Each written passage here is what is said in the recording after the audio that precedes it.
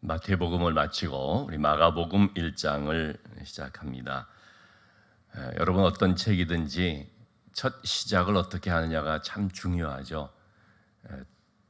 어떤 책을 시작할 때 서론 혹은 첫 문장, 그래서 어떤 소설가나 글 쓴 사람은 그 첫 문장, 시작하는 문장을 놓고 몇 달을 고민하는, 다 준비해 놓고 내용도 다 구성해 놓고 첫 문장을 어떻게 시작하느냐, 그렇게 이제 고민하는 사람들도 많이 있다고 합니다.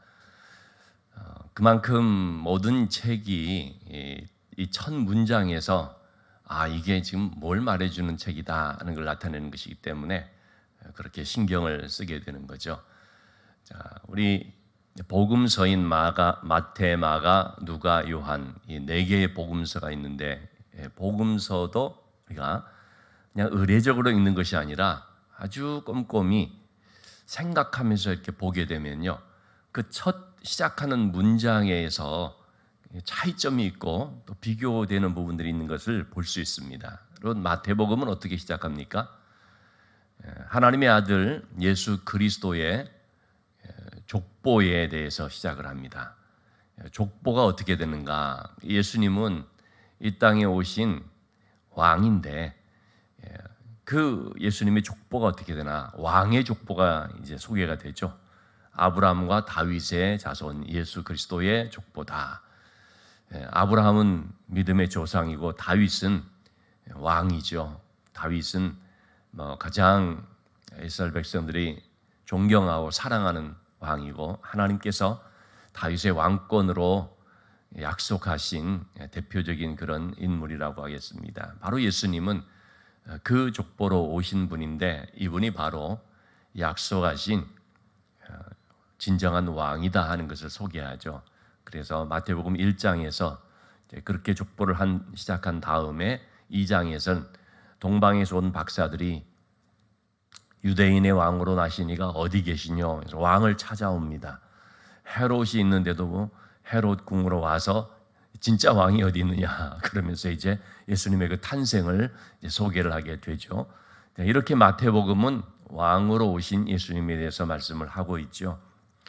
누가복음을 보면은 누가복음 1장 특별히 상당한 부분을 예수님의 탄생 전에 세례 요한의 탄생에 대해서 얘기를 합니다. 세례 요한이 어떻게 오게 됐는지, 세례 요한도 참 특별한 은혜를 통해서 그 부모인 스가랴와 엘리사벳, 그들에게 하나님께서 이렇게 그걸 이제 수태고지라고 표현을 하는데요, 미리 알려주는 그런 일이 있었죠. 예수님의 탄생을 동정녀 마리아의 몸으로서 오게 되는 것을 이제 천사가 마리아에게 알려주는데, 그보다 좀 전에 이제 세례 요한의 탄생에 대해서 아버지 그 사가랴에게 이제 얘기해 주는 것이 먼저 나오죠. 이렇게 이제 누가복음은 또 그런 특성을 가지고 있습니다. 요한복음은 또 어떻게 시작을 합니까? 요한복음은 태초부터 계신 하나님의 아들이신 예수님, 그분이 바로 말씀이었다 하는 것으로 시작을 합니다. 그래서 요한복음은 태초에 말씀이 계시니라, 이 말씀이 하나님과 함께 계셨고 또 이 말씀이 모든 천지 만물을 창조하신 분이신데, 이 말씀이 우리 가운데 오셔서 말씀의 육신을 입고 오셔서, 그래서 그분 가운데 독생자의 영광이 나타났다. 그분은 빛이신데 그 빛 안에는 생명이 있다. 이래서 예수님께서는 바로 빛이신 또 생명이신 분인 것을 나타내죠. 요한복음 1장의 내용을 보면은 요한복음의 주제가 바로 빛이신 예수님이요 생명이신 예수님이시다는 것을 알 수가 있죠. 자, 오늘 마가복음은 어떻게 시작을 합니까? 1절의 말씀을 보면 하나님의 아들 예수 그리스도의 복음의 시작이라. 각각 시작에 대한 말씀을 마태, 마가, 누가, 요한 이렇게 하는데, 마가복음에서는 예수 그리스도의 복음의 시작이다. 예수 그리스도는 누구냐면 하나님의 아들이죠. 그래서 이 마가복음 1장 1절에서 짧은 요 한 구절 속에 몇 가지의 의미를 담아서 얘기를 하고 있는 거죠. 예수 그리스도는 하나님의 아들이시다. 그리고 예수 그리스도를 통하여서 복음이 시작됐다. 이미 복음이 왔다는 것이죠. 이렇게 복음이 왔는데 사람들이 복음을 알지 못하면 어떻습니까? 시작됐음에도 불구하고 이걸 모르니까 복음은 자유함을 주고 기쁨을 주고 평안을 주고 생명을 주는 것인데요. 근데 이 복음이 온 것을 이미 시작된 것을 알지 못하는 경우에 여전히 두려움 가운데 살고 여전히 결박된 가운데 살고 여전히 불안 가운데 살고 여전히 죽음의 공포 속에 살아가는 인간의 모습을 볼 수 있다는 것입니다. 시작됐음에도 불구하고 그걸 알지 못하면 지금도 마찬가지입니다. 이미 예수님께서 십자가의 구원의 사역을 이루시고 2000년이나 지난 지금이 아니겠습니까? 그럼에도 지금까지도 복음을 알지 못하면 사람들이 어떻습니까? 여전히 이 죽음의 두려움과 공포 속에서 살아갈 수밖에 없는 것이죠. 우리 매스컴을 통해서 많이 알려졌습니다만 일본의 오노다 히로라고 하는 사람이 있습니다. 이름만 들으면은 얼핏 떠오르지 않습니다만은 이분의 그 사연을 이제 소개하면은 그 사람이구나 하고 생각할 수 있는데요. 이 사람이 한때 일본의 이제 영웅이 됐습니다. 왜냐하면 2차 대전 때에 일본이 이제 일본군 중위로서 자기 그 서대원들을 거느리고 그 필리핀에 있는 아주 그 오지인 루방섬이라는 곳으로 들어가게 됐습니다. 그 상관이 명령하기를 너는 이 섬에서 절대로 나오지 마라. 이 섬을 점령하고 있으면서 그래서 별도의 그런 상관의 지시가 있기 전까지는 절대로 나오지 마라. 그런 임무를 갖고 들어갔다는 것입니다. 그래서 그 섬에 들어가서 이제 지내는데 1945년 8월 15일 일본이 패망을 했습니다. 전쟁이 끝났습니다. 그래서 어떻게 됐습니까? 이제는 다 돌아가는 것이죠. 자기 본국으로 돌아가는 것입니다. 이게 다 끝났으니까요. 그런데 이 섬에 들어가 있는 이 오노다 히로라고 하는 사람과 이제 거기서 처음에는 여러 사람들이 있었겠지만 이제 시간이 지나면서 다 죽고 3명이 남았는데요. 아니 전쟁이 다 끝났는데도 불구하고 이들은 그냥 여전히 그 전쟁의 위험과 공포 속에서 지내고 있었던 것입니다. 두려움 속에서요, 이 섬을 빠져나오지를 못하고 있었습니다. 계속해서 전단지도 뿌리고 끝났다, 너희들 돌아가면 된다, 그렇게 얘기를 했음에도 불구하고 안 믿는 것입니다. 심지어는 일본에서 막 카메라까지 동원을 해가지고 그 섬에 들어가서 이런 사람이 있다는 얘기를 듣고 가서 막 설득을 하는 거죠. 끝났다, 전쟁이 끝났다, 집으로 돌아가면 된다. 그러는데 자기들을 유혹해서 그렇게 또 잡아내려고 하는 그런 어떤 그런 계략을 쓴 것으로 생각을 해가지고, 여러분 이렇게 안 믿으면은요, 아무리 증거를 가지고 오고 또 합당하게 얘기를 해도요, 안 믿으면은요 절대로 받아들이질 않죠. 그래가지고 1959년에 공식적으로 이 사람들은 이제 죽었다, 이렇게까지 발표를 했다고 합니다. 그런데도 여전히 살아있다가 그런 가운데 같이 있던 한 사람은 필리핀 경찰의 총에 맞아서 죽고, 오노다 히로라는 사람 끝까지 남았다가 1974년인가요? 3년인가요? 그때 이제 돌아왔는데, 그것도 전직 상관이 와서 이제 다 끝났다라는 말을 하니까, 그러니까 이제 돌아오겠다는 것입니다. 아니 1945년부터 70년까지 보면 그 얼마나 오랜 세월입니까? 가족들도 다 있고 말이죠. 그 세월을 이 필리핀 오지 정글에서 그냥 열매를 따먹으면서 짐승을 이렇게 잡아먹으면서 그런 식으로 이렇게 생활을 했으니, 이게 참 인간다운 그런 삶을 살지 못하는 비참한 이런 일들이 일어나게 됐는데요. 왜 그렇습니까? 복음이 전해졌는데 안 믿으니까.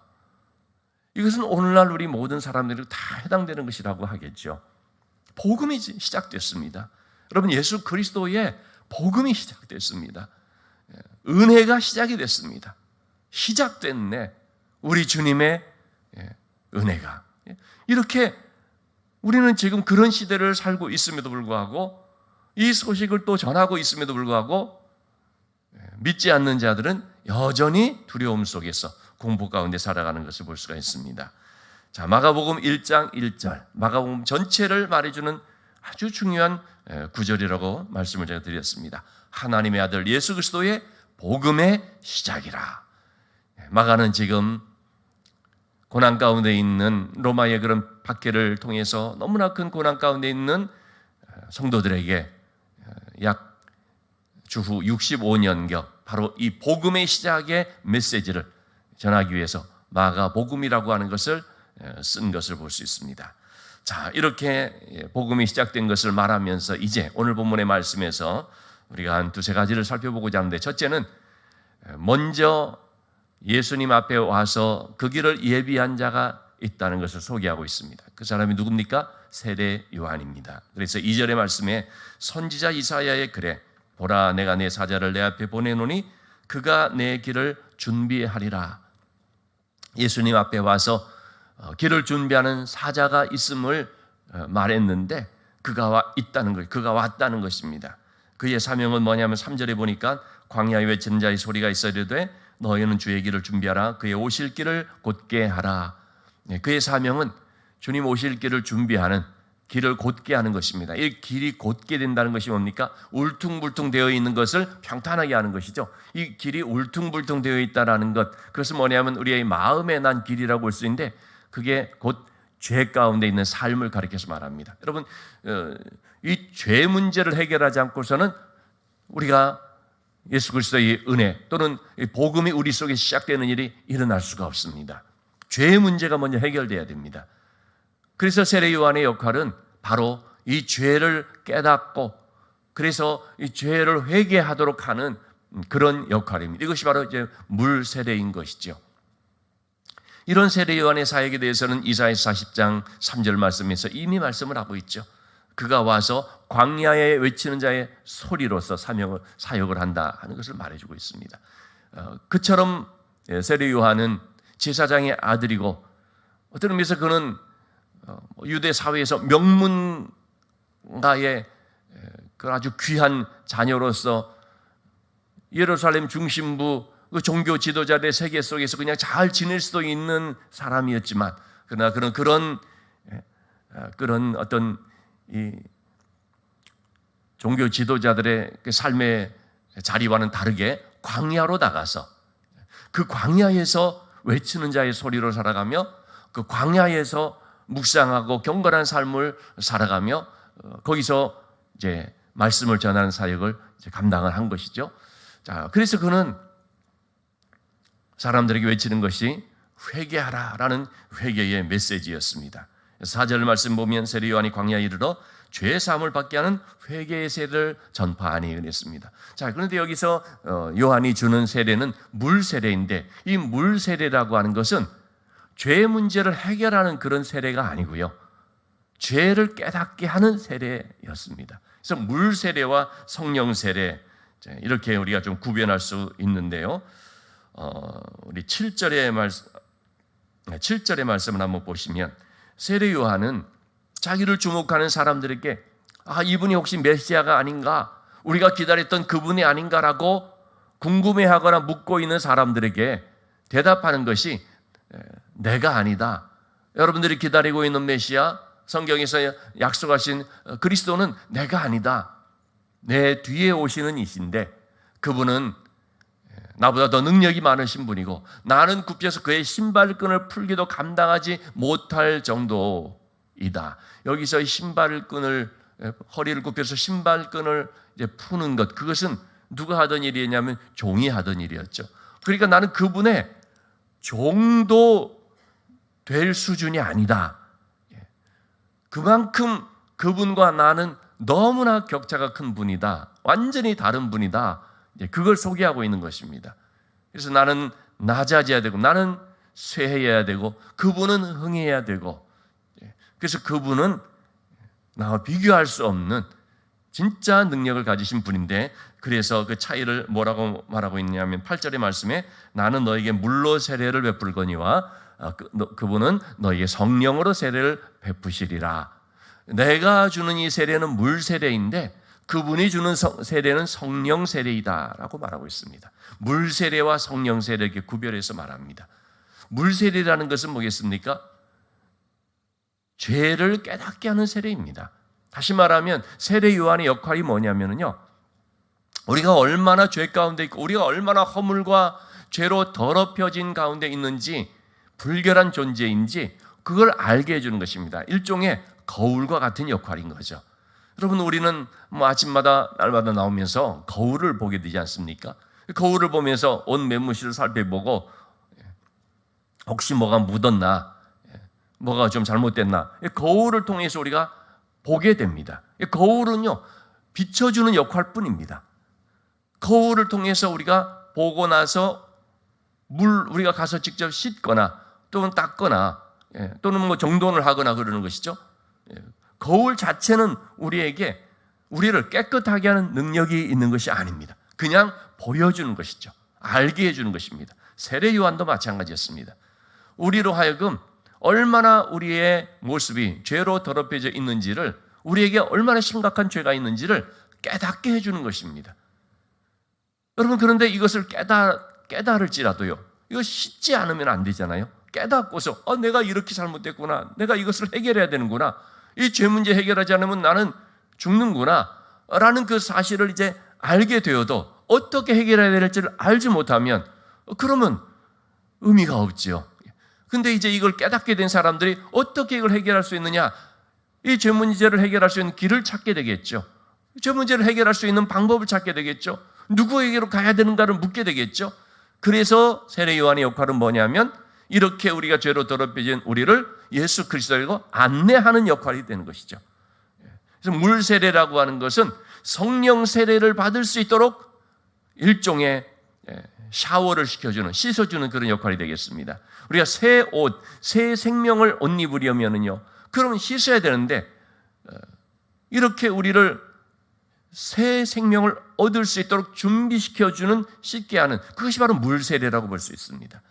그런데 이렇게 씻고서도 이 새 생명, 이 성령의 세례를 알지 못하면 어떻게 됩니까?